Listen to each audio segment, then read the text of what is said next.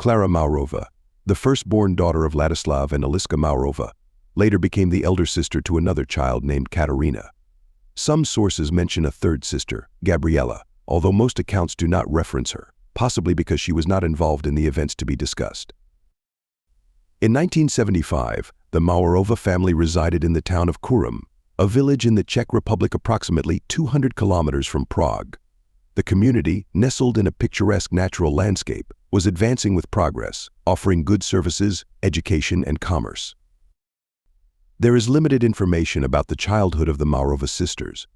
However, it is known that Klara, a beautiful young girl with fair hair and blue eyes, began exhibiting signs of schizophrenia at a very young age.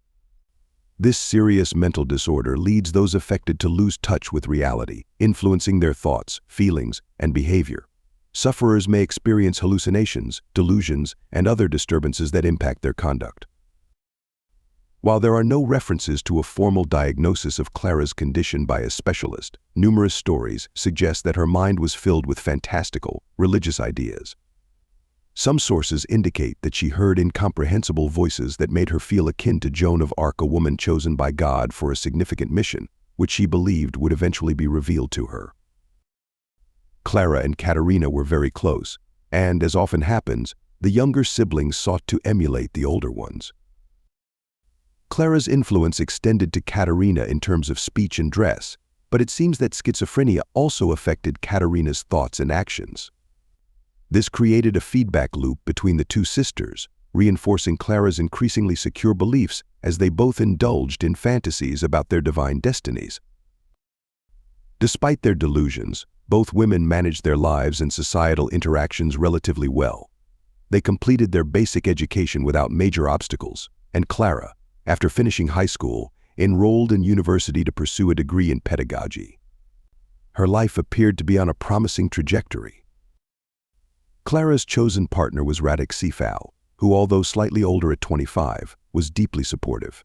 Radek, demonstrating his commitment and affection, married Klara and supported her in every way possible. When their first child was born, they named him Job, and both parents embraced their new roles with joy.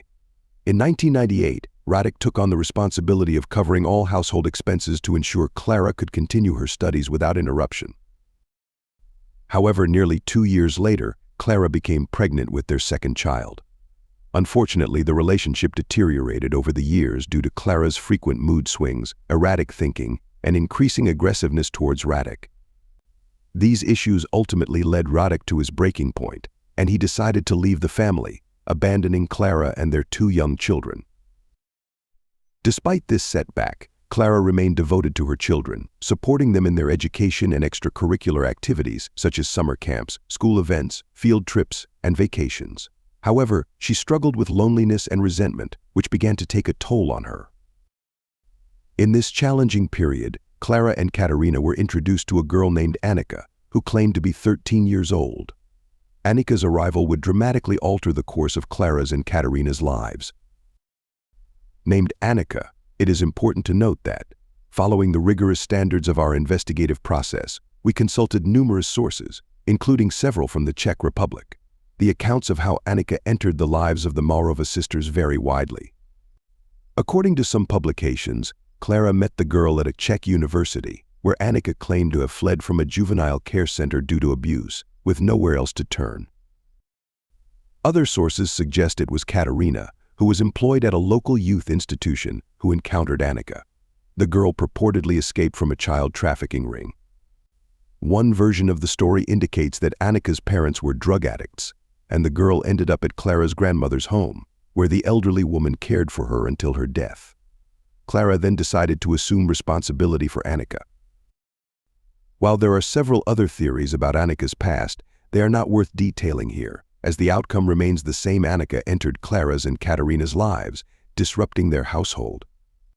These 2 women, deeply immersed in their delusional faith, welcomed the girl, whom they believed to be a divine blessing. However, Annika harbored an almost unbelievable secret. She was not a young girl but a 32-year-old adult named Barbara Skrola. Barbara suffered from a condition known as hypopituitarism, which delayed her physical growth. According to the Mayo Clinic and other specialized sources, Hypopituitarism involves the pituitary gland producing insufficient amounts of certain hormones. However, this condition does not typically result in a childlike appearance in adults. Instead, such an appearance is more commonly associated with Highlander syndrome, which severely impairs physical growth while mental development remains unaffected.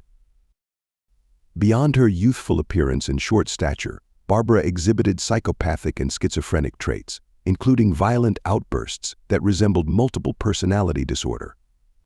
Despite being over 30 years old, Barbara's childlike appearance enabled her to manipulate others effectively, leveraging her apparent vulnerability to elicit sympathy and maintain her deceptive facade for years. Barbara Scrolla was taken in by several families who were moved by her alleged plight and stories of abuse in orphanages and juvenile institutions. However, despite these compassionate gestures, only one family adopted her, believing her to be a helpless child. It was not long before she was returned to the state system due to her violent behavior and unpredictable personality. Some media reports suggest that this family eventually discovered the deception about her true age. It was later revealed that Barbara had spent much of her life undergoing psychiatric treatment and had been committed to mental health institutions from which she repeatedly escaped. This background was unknown to the Mauerovak sisters, who, charmed by the seemingly vulnerable girl, welcomed her into their home and adopted her. Initially, the addition of Barbara to the family seemed successful, but it wasn't long before problems began. Barbara grew envious of the attention Klara's biological children received and started causing disturbances, including mischief and damage, which she then falsely attributed to the two young boys, aged 10 and 8. This led to the children being unfairly reprimanded.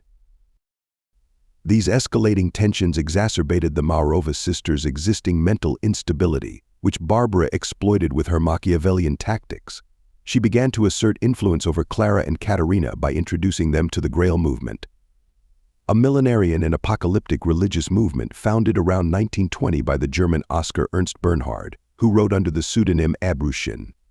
The Grail movement advocates for a radical transformation of society, heralding an era where the kingdom of God would reign on earth. The Grail movement, which was predicted to usher in the kingdom of God on earth by the mid-1930s, advocated that faithful individuals would attain heaven through their virtuous deeds. Although the anticipated kingdom of God did not materialize, the movement persisted and is known to still exist in several countries.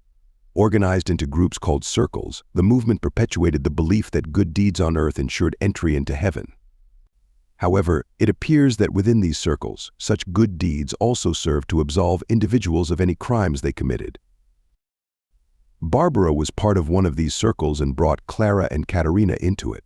According to various accounts, the group engaged in practices that included violence, abuse, promiscuity, incest, and even cannibalism. The leader of this circle, known as the Doctor, communicated with followers via text messages, issuing instructions that often defied belief. Nevertheless, the Mauerovak sisters, having long been convinced of their divine destiny to perform great deeds, were fertile ground for these radical ideas. It was not difficult to persuade them that the misbehavior of the children was an impediment to their spiritual elevation. They were also held responsible for Klara's personal misfortunes, including the abandonment by her partner. One of the early alarming actions, which went largely unnoticed as a serious issue, was Klara's decision to withdraw her son Hreg from school. She claimed he had become deaf and mute and would be homeschooled. From that point on, any mischief, whether real or fabricated by Barbara, led to severe punishments. Jacob and Andre began to receive beatings that were completely disproportionate to their actual or alleged offenses. The children were subjected to beatings with wooden ladles or belts, and to worsen their suffering, they were confined in small, dark rooms at night. Exploiting the influence she had over Klara and Katerina, Barbara proposed an even more brutal form of punishment. She deemed the children incorrigible and decided that they needed to be permanently imprisoned to curb their misbehavior. A cage was constructed, and once it was delivered, it was placed in the basement of the house. The children, almost entirely naked, were locked inside. For the next several months, Klara's children endured a nightmarish existence, subjected to relentless torment according to the cruel directives sent by the doctor through Barbara. Their mistreatment included persistent pinching, being bound by their hands and feet, whipped, and deprived of food for days. Confined within the cage, they were forced to relieve themselves inside and sleep amid their own waste. Weekly, the three women would throw buckets of ice water on the children and the surrounding area under the pretense of cleaning. But the cruelty did not end there. The children were transported to huts in a nearby forest, where they were confined in small cages.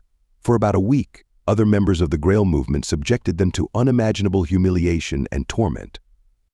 Their heads were repeatedly submerged in buckets of water or covered with plastic bags, nearly suffocating them. To further their suffering, they were burned with cigarettes and stabbed with forks, while their hands and feet were bound behind their backs. This ordeal was intended to be their final punishment, transforming their confinement into a living nightmare. Their hands were tied behind their backs, their mouths taped shut, and to make matters worse, they were subjected to sexual abuse. Once they were returned to their prison in the basement of the family home, the situation not only failed to improve, but incredibly, it could have gotten even worse.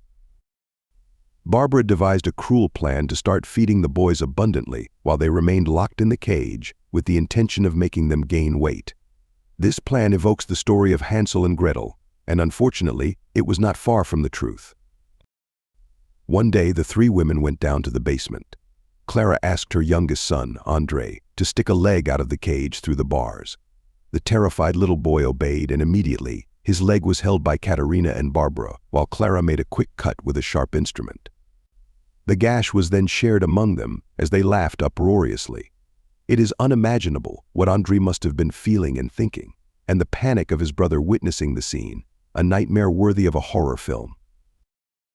This horror was repeated with the two brothers over a period that, according to the most serious media reviews, lasted around 6 months, from December 2006 to mid-2007. During these months, they were even forced to eat what was inconceivable to them, an action that turned out to be grotesque. Barbara had another one of her brilliant ideas. During this time, she bought a baby monitoring camera and placed it in the basement so that the women, besides being able to permanently monitor the little prisoners' activities, could also see their suffering.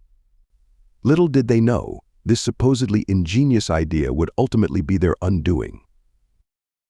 And, almost miraculously, on May 10, 2007, a neighbor of the Mauerovak sisters, Edward Tree, was installing a small surveillance camera in his house to monitor the sleep of his newborn baby. Once the man set up the monitor and activated the camera, he went to check the screen to ensure everything was working properly. To his astonishment, the image did not show his baby's crib, but rather a dark, grim scene where a small boy could be seen with his arms tied behind his back, struggling to pick up food from the floor with his mouth. The screen also showed an adult woman's hand holding some food while the boy desperately tried to consume it. The poor condition of the child was evident. Horrified by what he was seeing, Edward immediately contacted the police.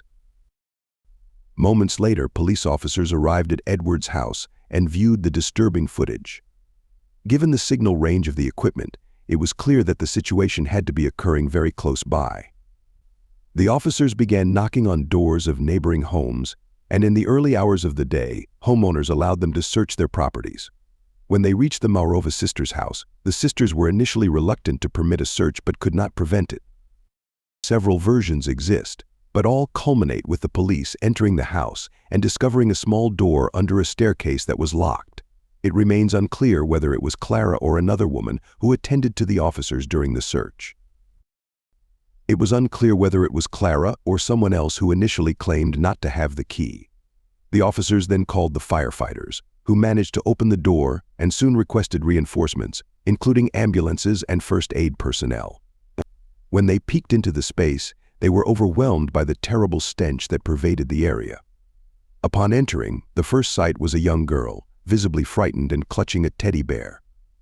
She ran directly toward the officials, screaming that she and her siblings had been harmed by their mother and adoptive aunt.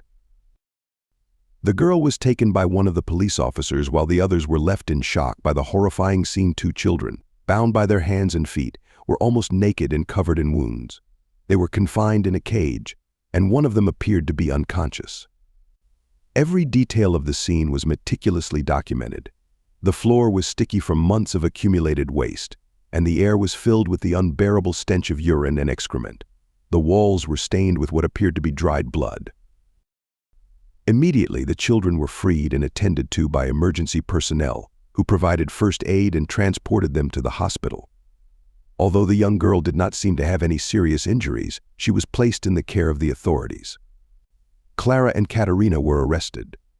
Medical examinations revealed that the alleged child had no significant injuries, while Job had some wounds that were treated, though none required hospitalization. Both children were taken to a child care center. However, the younger child was in very poor condition upon arrival at the hospital and experienced a panic attack, screaming that he saw ghosts and begging the doctors to end his suffering. The scene was unbearably painful. Even after calming down, the doctors could hardly believe the extent of the boy's suffering. He was covered in scars, traumas, and some open wounds, including a notably large one on his buttocks. To provide him with proper treatment, he had to be hospitalized. It is worth mentioning that there were reports of one of the children having died despite receiving medical care. However, this information was later confirmed to be false. Fortunately, both siblings survived, and their physical wounds were treated, though the trauma from months of horrific mistreatment by their mother, aunt, and others would be much more difficult to overcome. Investigations were launched to uncover the reality of what had occurred inside the house and the lives of its inhabitants. Simultaneously, the children were evaluated by specialists at the shelter. There is no specific reference to the behavior of Job and Andrej, who undoubtedly required extensive care and affection to recover both physically and emotionally. However, sources indicate that Barbara, now believed to be named Annika, exhibited a very complicated and even hostile attitude. The supposed girl refused to cooperate with counselors and specialists, displaying aggression and defiance. She also began to make mistakes that could potentially expose her. For instance, as part of an initial psychological assessment, she was given paper and crayons to express herself. She drew various geometric shapes accompanied by complex mathematical calculations that were beyond what a typical 13-year-old should know. Unfortunately, Annika's evaluations could not be completed, as she escaped through a window after only a few days at the center, leaving no trace behind. Immediately, security agencies from the center launched a search for the girl, producing flyers with her photo and information. Authorities were astonished when they began receiving tips from various sources claiming to know the girl. These sources identified her as a 33-year-old woman named Barbara Skova, who was reportedly bilingual. She had been assisted by a couple she knew, who provided her with their son's documents to help her leave the country, first traveling to Denmark, then to the Netherlands, and finally to Oslo, Norway. There, she altered her appearance by shaving her head and posing as a 13-year-old boy named Adam, claiming to be fleeing from an abusive father. Adam was taken in by a family and enrolled in school, where he was considered a gifted student. As the months passed, the Czech authorities continued their investigation. With the help of their international counterparts, they eventually connected the dots, leading to her arrest. DNA tests confirmed her true identity, and she was subsequently returned to the Czech Republic to face the authorities and clarify her involvement in the horrific events that had victimized Job and Andrej. Upon her arrival in the country, Barbara underwent psychological examinations. Reports indicated that at least one specialist noted psychotic tendencies in her behavior. Czech newspapers, including the Mladá Fronta NAS, speculated about Barbara's potential involvement in a network of cults. Other theories suggested connections to a network of video producers involved in explicit adult content in violation of child protection laws, or even links to criminal gangs engaged in illegal human organ trafficking. These theories were partly supported by her swift escape to Denmark and subsequent movements. The rapid escape, first to Denmark and then to Norway, required not only logistical support but also funds that Barbara did not possess. This led to speculation that she might have been a victim herself. This theory gained traction when it was revealed that Barbara's capture in Norway was triggered by a concerned teacher at the school where Adam was enrolled. The teacher had been alarmed by a drawing made by Adam, which depicted 7 children with bruises and bleeding, each numbered, with Barbara identifying herself as the 7th. Further investigations uncovered that Barbara's biological father was the leader of a peculiar sect that had emerged after a split in the Grail movement. Although experts stated that no known sect in Europe was involved in child identity fraud, On Friday, May 9, 2008, dozens of journalists and cameras surrounded the municipal court in the Czech city of Brno, capturing the transfer of Barbara and Katarina. The two women were charged with deceiving the staff of a children's home by presenting Barbara as a 13-year-old adopted girl named Annika. It was reported that the court dismissed some of the charges, but this did not result in their release. Instead, they were immediately arrested and charged with severe child abuse offenses, along with 4 other individuals allegedly linked to the cult purportedly founded by Barbara's father. On the opening day of the court trial, Klara was seen entering the courtroom visibly diminished and troubled, accompanied by her sister. Also present were Hanna Basova, 28, and 2 men, Jean Turek and Jan S., 25, who, according to some reports, is Barbara's brother. Klara confessed to the violence inflicted on her children over several months. However, she claimed that she had been manipulated by her sister and Barbara, who had enveloped her in the Grail movement's cult to the point that she could not discern the severity of her actions. Some accounts indicate that Barbara also claimed to have been a victim of violence by the Mauerovak sisters, but her testimony was not believed at the time. In court, the judge heard from the Job and Andrade brothers, who recounted the series of horrific tortures, martyrdoms, and humiliations they endured at the hands of the Mauerovak sisters. The accused had kept them in subhuman conditions, barely fed, violated their privacy, and even used parts of their bodies as food. Officials who entered the House of Horrors also testified. One officer reported that upon entering the basement, they found a child lying naked on the floor. The Mauerovak sisters showed no concern for the child's condition, and the girl identified as Annika seemed to be trying to obstruct the police officers by grabbing their legs. The defendants refused to explain the reasons behind their reprehensible actions. Prosecutor Susanna Zarkova argued that the terrible acts were intended to make the boys serve the defendants' religious goals blindly. During sentencing, Judge Padel Goth stated that the ultimate purpose of the dreadful acts described throughout the trial was to create individuals with completely broken wills. Craig and Job were repeatedly subjected to psychological and physical torment while being kept in locked cells. The magistrate noted that while there were indications of sect involvement, there was no conclusive evidence supporting this claim. The 6 defendants in the case were sentenced accordingly. Klara Mauerovak, the mother of the boys, was found guilty of repeated abuse with extreme cruelty, grievous bodily harm, and deprivation of liberty. She was sentenced to 9 years in a maximum security prison. Her sister, Katarina Mauerovak, was convicted of repeated abuse, serious bodily injury, deprivation of liberty, and false testimony. She received a 10-year sentence in a maximum security prison. Hanna Basova and Jan Skala were each sentenced to 7 years, while Jan Turek was sentenced to 5 years of imprisonment. These 3 individuals were found responsible for charges of abuse.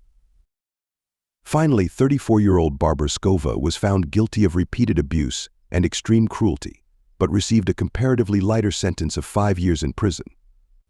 According to the Czech press, Barbara maintained throughout the trial that she had been the victim of severe physical and sexual abuse by a series of unknown men throughout her life.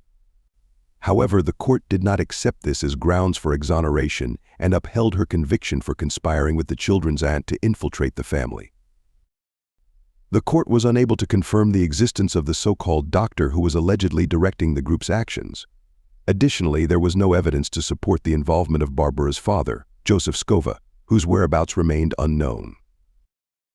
While justice was served with these sentences, many found the penalties to be shockingly lenient considering the heinous nature of the crimes committed against 2 innocent children. Reports indicated that Barbara was released on parole after serving only half of her sentence, which meant she returned to the streets after just over 2.5 years in prison. 2.5 years in prison, as her lawyer argued that the woman's mental health had deteriorated significantly.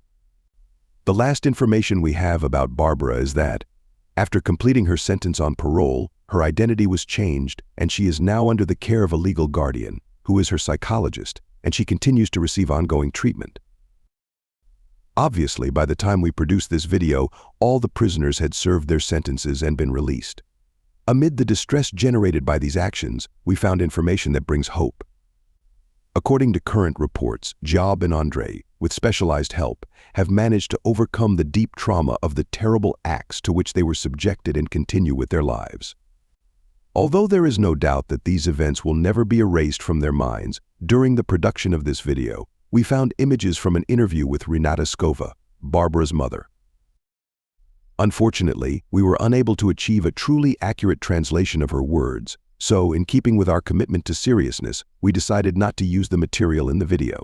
We also found articles in the Czech press suggesting that behind the child abuse was a love triangle.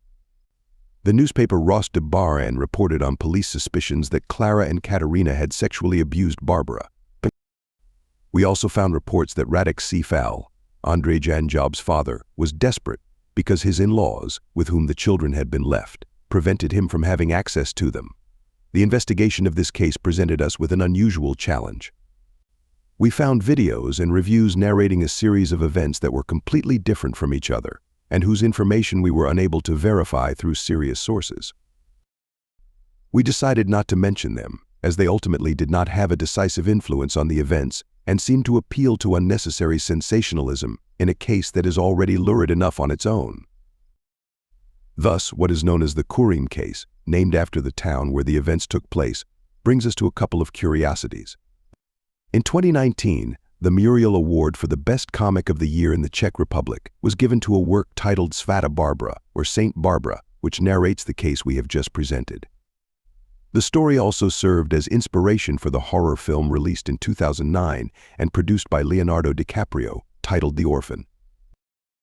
Before we say goodbye, if there are any endocrinologists or specialists in the field among the audience, it would be interesting if you could clarify in the comments whether Barbara could have suffered from hypopituitarism or Highlander syndrome. Well, dear audience, this concludes our investigation. What do you think of today's case? We would very much like to read your comments, as your opinions on these cases are very important to us. Remember to always do so with the utmost respect for the victims, as well as for the other viewers and for us who will be reading them. Before you leave, please like and subscribe if you are not already a subscriber, and don't forget to share this video if you think someone you know might be interested. See you until the next investigation. Goodbye.